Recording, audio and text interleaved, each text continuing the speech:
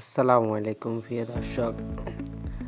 আমি কিছুদিন আগে কোয়েল পাখি আনছিলাম, আবার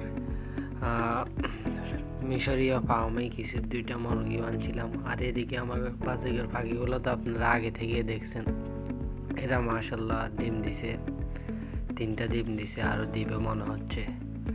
তো আজকে আমার কবুতরের একটা মাদি মারা গেছে, যার কারণে ওটার সাথে একটা জোড়া দিতে হবে, বাজারে যাইতে হবে। নটটা একদম পাগলা হয়ে গেছে, যেখানে সেখানে যাই শুধু বাসাতে যাদের ডিম আছে ওইখানে গিয়ে ডিস্টার্ব করতেছে, যার কারণে দ্রুতই ওটার সাথে একটা জোড়া দিতে হবে। কবুতরও বেশি নাই, কবুতর মাত্র 5 জোড়া আছে, 3 জোড়া এদিকে, 2 জোড়া এদিকে। তাই ভাবতেছি আবার জোড়া দিয়ে দিই, কবুতর যেহেতু বেশি নেই। তো চলে যাইতেছি বাজারে, আমাদের ফুলগাজী বাজার, ওখান থেকে আমি কবুতর কিনবো ইনশাল্লাহ। ভালো কবুতর পাইলেই কিনবো।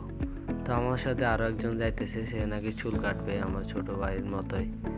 তো আমরা যাইতেছি ফুলগাজী বাজারে, ওখান থেকেই আমি প্রত্যেকবারের মতোই ওইখান থেকেই কবুতর কিনি। তো এইবারও যেয়ে দেখি ওখানে যদি কবুতর পাই। তো দেখতে দেখতে আমরা চলে আসলাম ফুলগাজী বাজার। ফুলগাজী বাজারে আমি আসি, ওকে চুল কাটতে দিয়ে আমি চলে এসেছি কবুতর বাজারে। কবুতর বাজারে এসে দেখি অনেকগুলো কবুতর একটা পছন্দ হয়েছিল, যেটা আমি কিনতে পারি না, অন্যজনে কিনে নিয়ে গেছে। কবুতরের অনেকই দাম, পছন্দ করতেছিলাম, 4-5টাই পছন্দ করছিলাম। এরপরে এদিকে এসে দেখি কালো একটা পছন্দ হয়েছিল, কালো এটাও দেখছিলাম। পরে আবার একটা সাদা কবুতর, 2-3টা আর দেখছিলাম কবুতর, ভালো পছন্দ হয়নি। এদিকে ওনার সাথে একটু দুষ্টাম করতেছিলাম যে ভালো কবুতর আছে কিনা। উনি বলতেছে খাঁচায় ফাটাইতে এরকম ডিম দিই। আমি বলতেছিলাম যে না, এটাও ঠিক আছিল, কালো কবুতরটা এটা রোগের কারণে নিয়ে নেই, এটাও ঠিক আছিল, কবুতর ভালোই ছিল মোটামুটি, নিয়ে নেই। পরে লাস্টে গিয়ে আমি একটা কবুতর নিছি, যেটা আমি ফেটে হাত দিয়ে দেখি ওটা ফেটের ভিতরে ডিম ছিল, যার কারণে আমি এটা নিছি। কে জানি বিক্রি করছে, উনি মনে বুঝে নাই, যার কারণে উনি এটা বিক্রি করে দিছে। আমি এটা 350 টাকা দিয়ে নিছি। আপনারা একটু জানাইয়েন এটা কেমন হয়েছে।